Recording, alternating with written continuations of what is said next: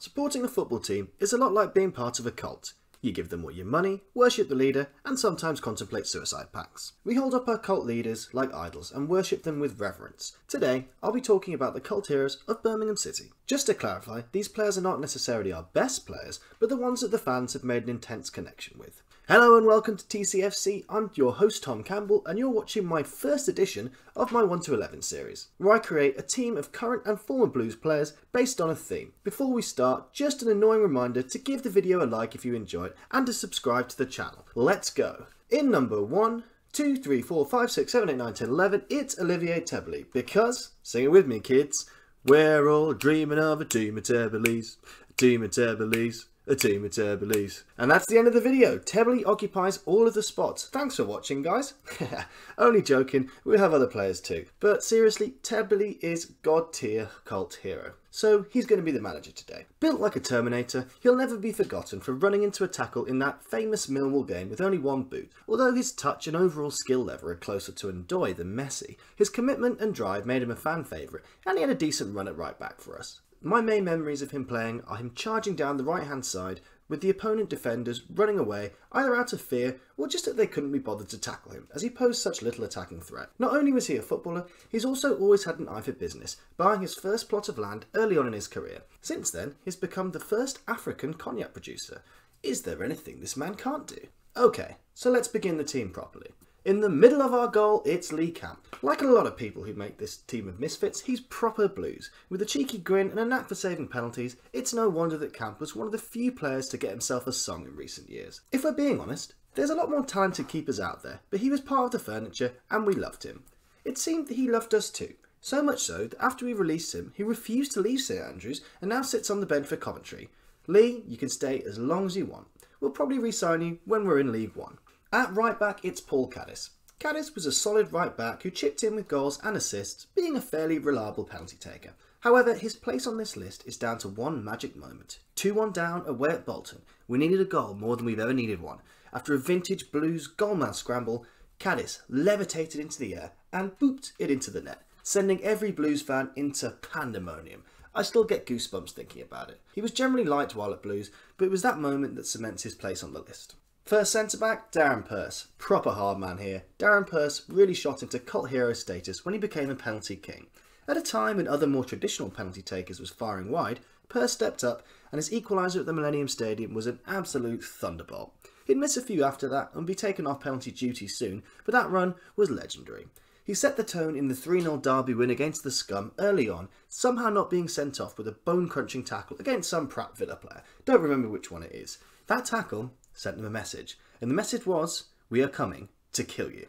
The rest is history. Darren's centre-back partner has got to be another absolute brute, Paul Robinson. The fact that this guy managed to become a fan favourite, despite previously breaking Damian Johnson's face with a vicious elbow, just shows how much he gave for the club. He helped to steady a sinking ship and, after a shaky start at left-back, moved into the centre-back role, became club captain and player of the year. He's a man who loved a hard tackle and loved to pump his fist in the air, and that's all I really need. Robbo, Robbo, Robbo. Left back, it's free kick maestro Martin Granger. Bit of a recurring theme here, but in addition to his truly spectacular dead ball delivery, he was an incredibly dirty player, sliding in with dangerous tackles left and right. I remember one game when he managed to do 2 red card worthy tackles in the space of about 3 seconds, sending a couple of Sheffield Wednesday players flying face first into the house of pain. On pitch brutality aside, I can't understate how good this guy was at free kicks. His goal against Sheffield United on the last day of the season sent us soaring into the playoffs on a wave of joy, and his final contribution was an absolute beaut against Man United. Absolute legend. Right mid, this could easily have been Seb Larsson or Nathan Redmond, but I've gone with Paul Devlin. The most Brummy sounding Scotsman that I've ever heard, Paul had 2 spells at Blues and played a big role in our promotion to the Prem and subsequent first season in the Premier League. Although he was only there for a short time, he really impressed me, scoring our first ever Premier League goal at St Andrews with an absolute beaut against Leeds. His high energy, nippy style of play was great to watch, and he's still vocal about Blues all the time. Therefore, he'll always be one of my favourites.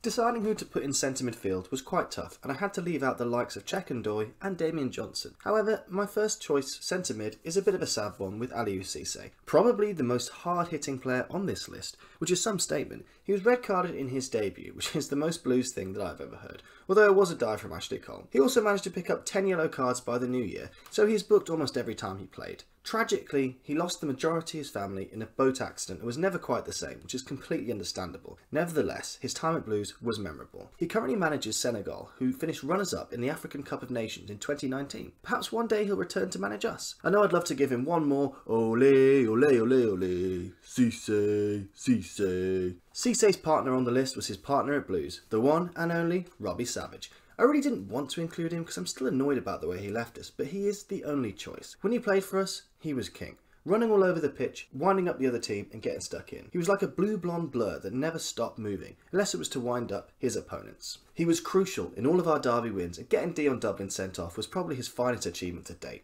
For all his sins, he's never stopped loving Blues, and he's never stopped hating Villa. But mark my words, Robbie, I've not forgotten, and I've not totally forgiven, but I definitely remember the good times. Left midfield. By rights, this position belongs to Stan Lazaridis. However, I'm going to go for Lee Novak. Son and namesake of Lee Clark, Novak was solid for us and played during a really dark time. His contributions are often overlooked, but he put in a lot of good shifts, and if it wasn't for his goals, we would have been playing in League One a few years ago. At the time, the club needed a workhorse, and he was absolutely our boxer. Plenty of candidates for Benjamin. He didn't have a song or anything, but he's just the type of player you love to love. Up front was a toughie. If I went for ability, it would be Christophe Dugarry. If it was a best moment, Obafemi Martins. And it's only due to my mother insisting that another player should make the list that I've had to leave out Stern John. Nevertheless, there are two strikers that rise above the rest.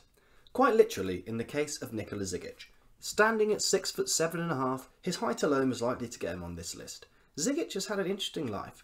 When he was a child in Yugoslavia, his house was under the direct flight path of NATO bombers during the Yugoslav wars, so he spent much of his early life without electricity or running water.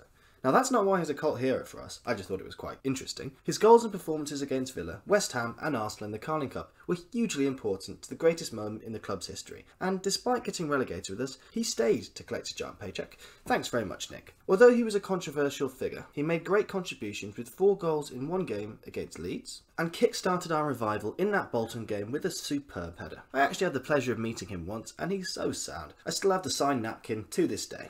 The final player in this team is me and my mother's favourite of all time, my hero, Jeff Horsfield. The former bricklayer from Barnsley played the physical style that Blues fans have always loved. When it came to important goals, this guy turned up in the big games. 2 goals in the Worthington Cup semi-final, the equaliser in the playoff final, nicking the ball away from Peter Enkelman's slippery hands, and my favourite, the 3rd goal in the 3-0 at St Andrews. My favourite goal of all time, a moment when all seemed right with the world. He didn't score that many goals, but when he did, my God, they were big goals. Jeff, I love you, and I'll never forget your time at Blues. Feed the horse, feed the horse, feed the horse, and he will score. And that's the end of my Cult Hero 1 to 11. Hope you enjoyed it. Let me know who are your cult heroes. I want to know. Put it in the comments. Do it now. Don't forget to give it a like, give it a share with your pals on social media, and subscribe to my channel. It really helps the channel grow.